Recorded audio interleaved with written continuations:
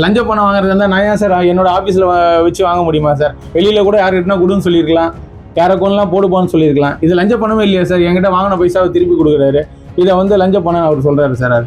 அவர் இதுக்கெல்லாம் தூண்டுதல் திமுக தான் சார். ஈவென்ட் மேனேஜ்மெண்ட்டு, ஃப்ளெக்ஸு, அதுக்கப்புறம் ஜேசிபி எல்லா இதுவும் நான் வச்சுருக்கேன் சார். இதை வச்சு தான் நான் சோர்ஸ் பண்ணோம், பணம் வாங்கி தான் சம்பாதிக்கின்ற அவசியம் எனக்கு இல்லை சார். கவுன்சிலர் அருண் இதே வருமானு சார். இவங்க ஆரம்பத்துலேருந்தே இதே வேலையை தான் பண்ணிட்டு இருக்காங்க. என் பேரை கெடுக்கணும், சிஎம் பேரை கெடுக்கணுன்ற இவங்க ரெண்டு பேரும் இவங்க செட் பண்ணி அமிச்சால தான் சார் அந்த நவீன் என்ற. இப்போ நான் லஞ்சம் வாங்குறேன் அப்படின்னு அவர் நினைச்சிருந்தாருன்னா லஞ்ச ஒழிப்புத்துறையில் சொல்லி என்னை கையும் குளமாக பிடிச்சி கொடுத்துருக்கலாமா சார்? தமிழ்நாட்டுல எல்லாமே சேஞ்ச் ஆயிடுச்சு. உங்க நகையையும் சேஞ்ச் பண்ணுங்க. உங்க பழைய நகைக்கு கிராமுக்கு 150 ரூபாய் கூடுதலா வாங்கி புது நகை எடுத்துக்கோங்க. அதே கம்மி சேதாரம் தான் உங்க லலிதால மட்டும்தான். சிட்டாசிஸ் தமிழர் 4.0 அணிகளாய் திரள்வோம், அமைப்பாய் உயர்வோம். ஜூலை 24-25 ஹில்டன், சென்னை. சார் வணக்கம் சார். செங்கல்பட்டு மாவட்டம் திருப்பூர் ஒன்றியம் மாம்பாக்கம் ஊராட்சி மன்ற தலைவர் NV வீரா என்கிற வீராசாமி சார். இப்போ நேற்று வந்து எல்லா மீடியாவிலையும் சோசியல் மீடியாவில் என்னை பற்றியும் வந்து தவறான, என்னை பற்றியும் சிஎம் பற்றியும் தவறான லஞ்சம் வாங்கின ஒரு குற்றச்சாட்டை வந்து சொல்லியிருக்காங்க. அது முற்றிலும் தவறு சார். அவர் பார்த்தீங்கன்னா அந்த நவீன்ன்ற கான்ட்ராக்ட்கார் பார்த்தீங்கன்னா ரோடு வேலை ஆல்ரெடி நான் தலைவர் பதவி ஏற்றுக்கிறதுக்கு முன்னாடி இப்போ கோர்ட்டில் போய் இப்போ தான் மறுபடியும் தலைவராகிருக்கேன். எலெக்ஷனுக்கு முன்னாடியே அந்த வேலை செஞ்சுட்டாங்க அவங்க. இப்போ பார்த்தீங்கன்னா எனக்கு வந்து செக் பவர் எதுவும் இல்லை சார். நான் வந்து பண பரிவர்த்தனை எதுலையுமே இல்லை. வட்டார வளர்ச்சியில் பிடிஓ தான் அந்த பண பரிவர்த்தனை எந்த பில்லு எடுத்தாலும் பில்லு கொடுக்குறது போகிறது எல்லாமே பிடிஓவும் ஜோனல் கண்ட்ரோலில் இருக்குது. என் கண்ட்ரோலில் பார்த்தீங்கன்னா ப்ளூ பிரிண்ட் அதிகாரமும் வீட்டு வரி கொடுக்குறதும் என் கண்ட்ரோலில் இருக்குது சார். ஆல்ரெடி இதுதான் நான் வச்சுருக்கேன். இவர் வந்து பில்லு தரலன்னு சொல்லிட்டு நேற்று சொல்கிறார். ஆக்சுவலாக என்னோட நண்பர் தான் அவர். என்னோட நண்பரோட நண்பர் அவர் நவீன்ற ஒரு கான்ட்ராக்ட்காரு. என்கிட்ட ஜேசிபி எடுப்பார். இல்லை இது இந்த ஆஃபீஸ் பார்த்தீங்கன்னா ஊராட்சி மன்ற அலுவலகம்னு சொல்கிறாங்க. ஆனால் இது ஊராட்சி மன்ற அலுவலகம் இல்லை, என்னோட ஆஃபீஸ் டிஜிட்டல் பிரிண்டோட office, event management digital print இந்த ஆஃபீஸ். இதில் வராரு. அவர் எனக்கு வந்து ஒரு 30,000 காசு கொடுக்குறாரு சார். எனக்கு இதுக்கு முன்னாடி பார்த்தீங்கன்னா என்கிட்ட அவர் பணம் வாங்குவார். அவரோட ஃப்ரெண்டு மூலியமாக வந்து 50,000 1,00,000 1.30 என்கிட்ட வாங்கியிருக்காரு சார். அந்த காசு தான் எடுத்து என்கிட்ட கொடுக்குறாரு. ஆக்சுவலாக பார்த்தீங்கன்னா இந்த ஆஃபீஸில் லஞ்சம் வாங்கணும்னு அவசியம் தான். இந்த ஆஃபீஸில் வர வச்சு லஞ்சம் வாங்க வேண்டிய அவசியம் எனக்கு இல்லை சார். ஈவெண்ட் மேனேஜ்மெண்ட்டு, ஃப்ளெக்ஸு, அதுக்கப்புறம் ஜேசிபி எல்லா இதுவும் நான் வச்சுருக்கேன் சார். இதை வச்சு தான் நான் சோர்ஸ் பண்ணோம், பணம் வாங்கி தான் சம்பாதிக்கின்ற அவசியம் எனக்கு இல்லை சார்.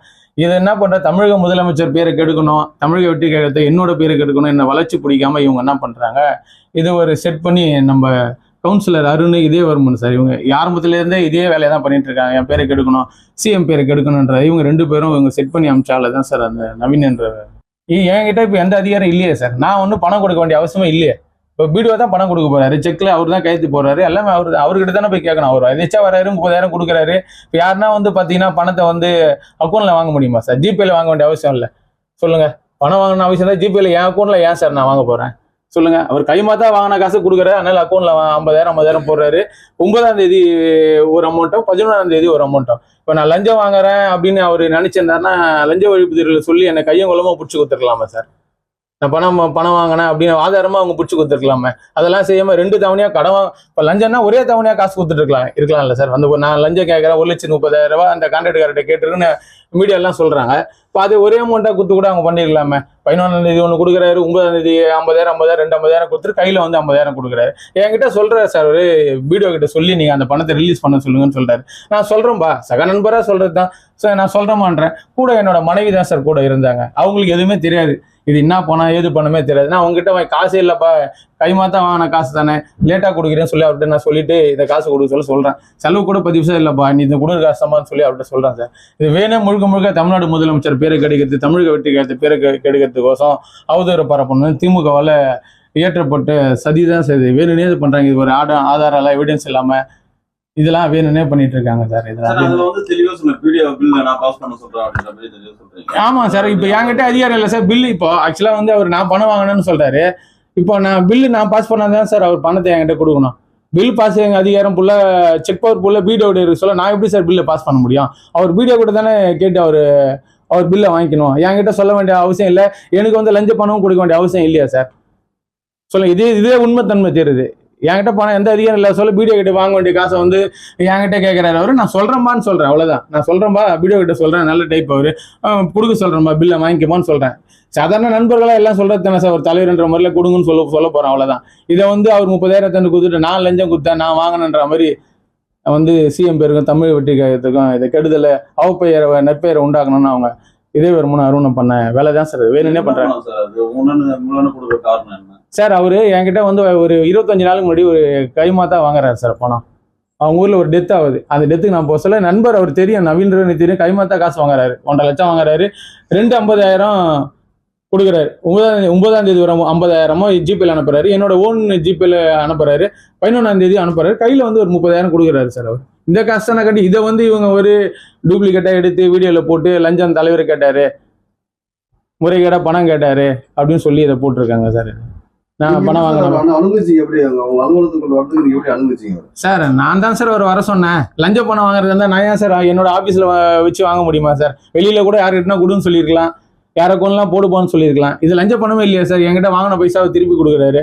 இதை வந்து லஞ்ச பணம் அவர் சொல்றாரு சார். அது அவர் இதுக்கெல்லாம் தூண்டுதல் திமுக தான் சார். ஃபுல்லாவே அவங்க ஒன்றிய சேர்மனும் ஒன்றிய கவுன்சிலர் அருண்குமார் எதிர்வர்மனும் தூண்டுதல் பேர்ல அவரோட கான்ட்ராக்ட் தான் சார். எல்லா ஊராட்சியிலும் அவர் தான் இங்கே நவீன்றவர் தான் எல்லா ஊராட்சியில வேலை செஞ்சுட்டு இருக்காரு. அவங்க தூண்டின் பேர்ல காழ்ப்புணர்ச்சி காரணமா இதை என் பேரை கெடுக்கிறதுக்கு, தமிழக வெற்றி பேரையும் முதலமைச்சர் பேரையும் கெடுக்கிறதுக்கோசம் இதை வந்து புட்டேஜ் எடுத்து போடுறாங்க சார். லஞ்சம் வாங்கினா என்ன பிடிச்சி விட்டு பண்ணி தானே சார்? லஞ்ச ஒழிப்புத்துறையில பிடிச்சி ஆதாரமா பிடிச்சி என்ன மாட்டி விட்டுருக்கலாம் நம்ம சார். உங்களுக்கும் அவருக்கு என்ன தோன்றுதல்? ஏற்கனவே தமிழக கடந்த 3 வருஷத்துக்கு முன்னாடியே தமிழ்நாட்டிலேயே முதல் ஊராட்சி மன்ற தலைவராக தமிழக வெற்றி கழகத்தில் நான் தான் சார் ஜாயின் பண்ணேன். முதல் தலைவர், ஒரே தலைவர் ஊராட்சி மன்ற தலைவராக கரண்ட் பதவி இருக்க சொல்லியே போய் தமிழக வெற்றி கழகத்தில் நான் ஜாயின் பண்ணேன் சார். அது அவங்களுக்கு பிடிக்கல. ஆளுங்கட்சியிலேருந்து டிவிக்கு தமிழக வெற்றி கழகத்துக்கு போனதுனால அவங்களுக்கு பிடிக்கல சார். அதனால என்ன பண்ணாங்க, ஏன்னா தலைவர் பதவியிலேருந்து ஏதோ நிறைய குற்றச்சாட்டு வச்சு என்னை எடுத்தாங்க. தலைவர் பதவியில் வார்டு நம்பர் மூலியமா 5 குற்றச்சாட்டு வச்சு என்னை எடுத்தாங்க. நான் கோர்ட்டு மூலியமா அவங்க சொன்ன குற்றச்சாட்டுலாம் வந்து சேலஞ்ச் பண்ணி உடைச்செறிஞ்சு மறுபடியும் தலைவர் ஆகிட்டேன் சார். எதுவுமே அவங்களால சேலஞ்ச் பண்ண முடியல, ப்ரூவ் பண்ண முடியல. அவங்க வச்ச குற்றச்சாட்டுல மறுபடியும் தலைவர் ஆகிட்டேன். அதனால தளபதி பேரை கெடுக்கணும், என்னோட பேரை கெடுக்கணும், மறுபடியும் ஒரு தலைவர் ஆகிட்டாரு அப்படின்னு ஒரு காழ்ப்புணர்ச்சியில் அவங்க தொடர்ந்து இதே மாதிரி செயலில் ஈடுபடுறாங்க சார். லஞ்சம் வாங்கிட்டேன், ஏதோ ஒரு குற்றச்சாட்டு என் மேலே அவதூற பரப்பிட்டே இருக்காங்க. தமிழ்நாட்டுல எல்லாமே சேஞ்ச் ஆயிடுச்சு. உங்க நகையையும் சேஞ்ச் பண்ணுங்க. உங்க பழைய நகைக்கு கிராமுக்கு 150 ரூபாய் கூடுதலா வாங்கி புது நகை எடுத்துக்கோங்க. அதே கம்மி சேதாரம் தான் உங்க லலிதால மட்டும்தான். சிட்டாசிஸ் தமிழர் 4.0 அணிகளாய் திரள்வோம், அமைப்பாய் உயர்வோம். ஜூலை 24-25 ஹில்டன், சென்னை.